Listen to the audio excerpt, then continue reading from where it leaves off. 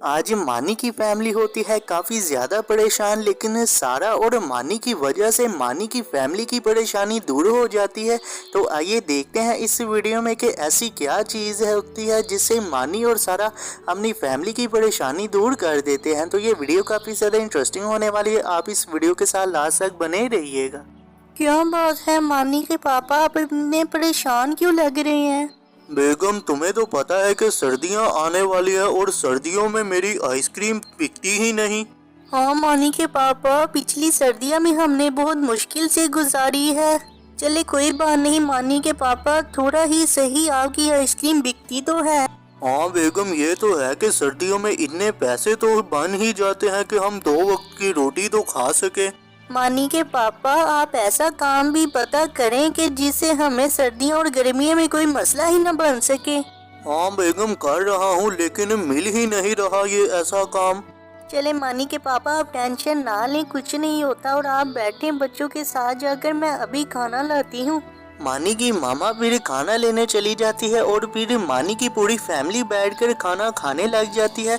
उसके बाद फिर जो मानी की पूरी फैमिली है वो सोने चली जाती है और ऐसे ही दिन बीत जाते हैं और सर्दियां आ जाती है। तो आइए देखिए आगे के क्या मानी के पापा की जो आइसक्रीम है वो बिक पाती है या नहीं बिक पाती। आज तो कोई ग्राहक ही नहीं आया सुबह से। मामा वो देखे आइसक्रीम वाला, मुझे एक आइसक्रीम ले दें।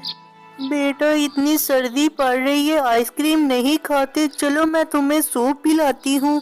एक ग्राहक आने वाला था लेकिन वो भी नहीं आया। लेकिन सही बात भी है, इतनी सर्दी पड़ रही है, अब कोई ग्राहक तो आना नहीं है, मैं घर ही चलता हूँ।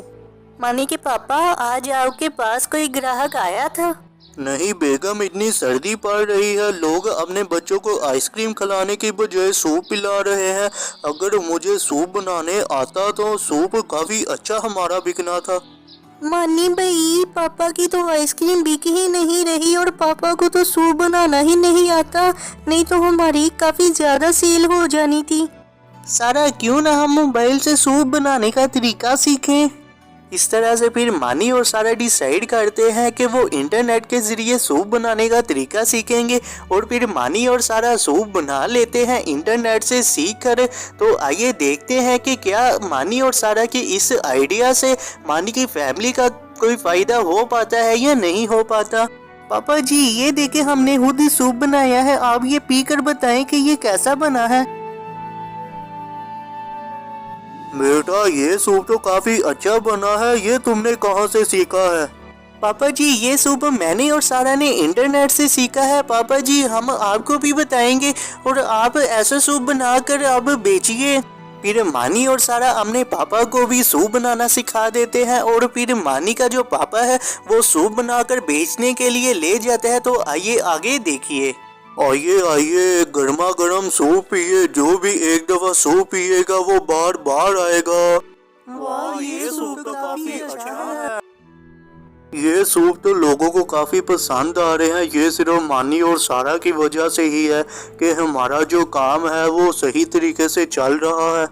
मानी का पापा काफ़ी ज़्यादा खुश होता है कि कैसे मानी और सारा की वजह से मानी के पापा का जो काम है वो काफ़ी अच्छे से चलने लग गया। नहीं तो मानी के फैमिली की जो ये सर्दियां थी ये भी इतनी अच्छी नहीं गुजरनी थी और इसी तरह से मानी की फैमिली का जो सूप का काम है वो काफ़ी अच्छे से चलने लग जाता है। और यही ख़त्म हो जाती है हमारी आज की वीडियो।